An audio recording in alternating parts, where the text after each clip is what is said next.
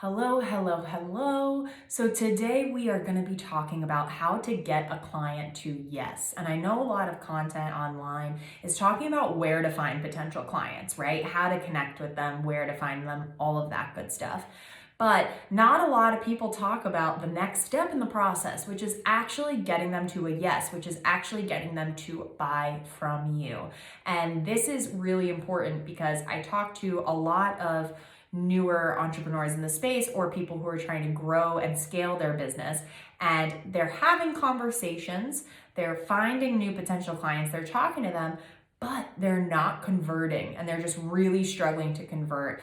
And this is something that is definitely a practice makes perfect. You will get more and more comfortable with this the more that you do it, because this is really all about sales, right? A lot of things that we focus on in the online space is more around marketing, but this is the sales piece, almost kind of your traditional sales psychology that isn't always sexy. We don't always like to talk about it, but it is really necessary. And this is what really sets people apart from those people that are closing new business consistently, bringing on new clients consistently, and those people who are just really floundering, really struggling to get new clients to actually execute, pay that invoice, sign that contract, and get started, right? So the first thing that is so important is asking to get on a discovery call or asking for the sale, depending on what you are promoting, right? So if you're doing like a done for you service, most of your sales are probably happening via a discovery call first, and that's totally okay. But if you are a course owner, if maybe you have a group coaching program or a membership, something like that, or even a digital product like an ebook or a physical product, that it is not really going to be realistic for you or scalable for you to be getting on calls with people, or people wouldn't really be getting on calls to, make that purchase decision with you. You would skip straight to the next step here. But if you're a done for you service provider, or you're selling anything where people are going to be getting on calls with you before making that purchase, if they have questions, if it's a bit more customized experience, you have got to ask to get them on that call. That is a huge thing that so many people are not doing. So they are engaging with these people, they're starting conversations with potential new clients, they're building rapport with them, right? Where they're kind of having this conversation, getting to know each other, right? And this is for all my people out there who are doing any sort of cold DMing, right? You might be really stuck in this loop of in a conversation, and you don't know why you're not getting more sales. It's because you're not telling those people how to buy from you and getting on a call, right? So if you're struggling to get people on a call, set some benchmarks for yourself, right? So you can be having a conversation with that person, you can be going back and forth with that person for X number of days, or you can have X number of back and forths there, and just start to use that as a benchmark. That doesn't mean you always have to do it, where to the point where you're asking them to get on a call at a point in the conversation where it doesn't make sense. But this is really for you to make sure that you are not avoiding asking them to get on a discovery call. Okay, so first, you really want to be upfront. This is who I help. This is how I help them. I think that I can help you, right? I'd love to discuss this. Are you open to that? Are you looking for that? I'd love to discuss this further on a discovery call, right? I'd love to get on a discovery call. Not, oh, so let me know if you want to hop on a call. That's passive voice. You want to be active. You are bringing them along. You're holding their hand to the next step in the buying journey. And that's a really important way to think about it. So if I am, somebody has contacted me or I've reached out to them, I want them to bring me along to the next step in the purchase journey, right? Which would be, okay, great, let's get on a discovery call. And depending on if you have a scheduler, you can send them your scheduler link, right? Or I would suggest you use really clear and precise questions in terms of, when would you like to get on a call? Thursday at 3 p.m. or Tuesday at 11 a.m., right? And that's called a double bind. And what that's going to do is it makes it far more likely that they're gonna answer you. It makes it far more likely for them to answer you because they're either gonna say, oh great, that one works, versus them, oh, I gotta look at my calendar, I gotta think about what can I do. And if you're not giving them a precise time, you're putting the onus on them to check their calendar and initiate actually scheduling that call, right? So you're giving them two options right off the bat right there. And that double bind is also gonna make it more likely for them to at least respond to you and say, well, neither of those work, versus just ghosting you.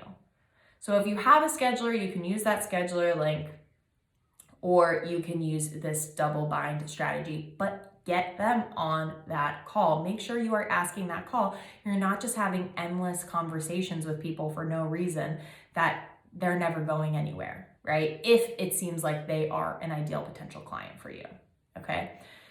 When you're on that call, or if you are not getting on a call with them, it doesn't make sense to get on a call with them, but maybe you're just still having conversations, maybe they've DM'd you with some questions, that's fine. Or you can use this in your content marketing if you are, not really interacting one-to-one with your customers. Help them imagine what their life or business would be like after buying from you, after working with you. Okay. And so if you're on that discovery call, or you can do that, you can also do this in your content marketing, help them to see the benefit to them, right? They need this thing. If they're on the call with you, they probably already know they need, or if they're on your webpage, right? They already know that you need that they need this thing as well, right?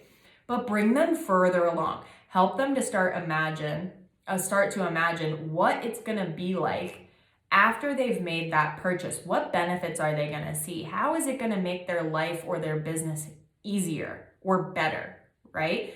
Help them start to envision that. It's going to really just help them mentally go down that purchase journey a little bit more.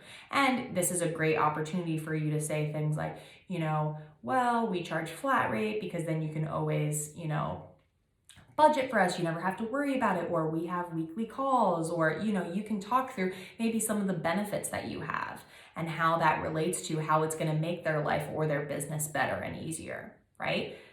And then the next thing is you're going to talk about next steps and ask for the sale. These are two really important things. Next steps and ask for the sale. And you can feel it out and depend and, see which it feels. Do you want to talk about next step first and then ask for the sale, or vice versa? But talking about next steps is just going to be, okay, great. So, if we were to move forward after this call, this is what would happen. I'd send you the contract, you'd get your invoice, you'd pay the invoice, and then you're going to get this really great onboarding questionnaire that's going to get me everything I need, all of the information I need to really hit the ground running to get moving on this, right? And we can get started next week or something like that, right? You're, again, bringing them through, helping them to imagine what's happening next. Here's how you can buy from me. Here's how you can work for me. And you are asking for the sale. Okay, so if you're not getting on a call, you're asking for that sale. It's a buy now button, right? It's a reserve now. It's a register now, right? Active voice. You're telling them what to do next. If this is a web page, if this is a call to action on your social media, whatever, right?